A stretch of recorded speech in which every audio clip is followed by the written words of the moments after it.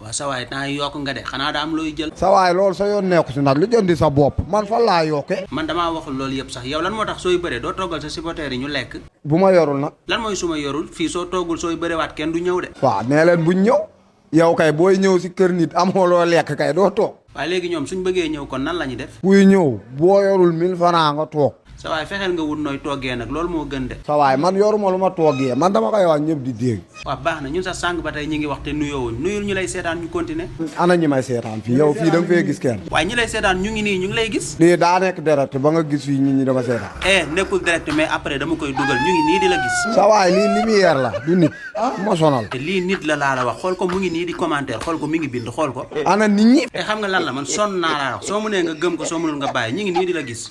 dofloo nit ñi rek ay nit ñaa ngi lay seetaan te kenn seetaan lii dugaloo ko ba nit ñi di ko seetaan. waaw bàyyi ko noonu kon yow sax sa premier combat sax nan la mujjee. yenu ma ba si kaw dóor suuf. yaa ko yenu. man lañ yenu. maa ngi jégalu dégguma woon bu baax yow ñaata combat nga am. 7 combats la am. waaw 3 défaites 4 victoires. waaye kon benn défaite moo tee défaite yeeg victoire yi tolloo. damaa ñàkk jom rek. waaye lan moo la dugal si làmb da nga am mbokk buy bëre wala. man do sam papa daan na bëre bi mu nekkee booy daan na bëre. sa papa daan na bëre mbaa moo daan rek. non moom lañ ko daan rek. looy teg ni yow. dañ ko doon daan rek man maa fi indi victoire yi.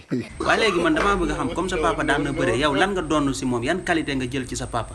xanaa defet laa doon si moom.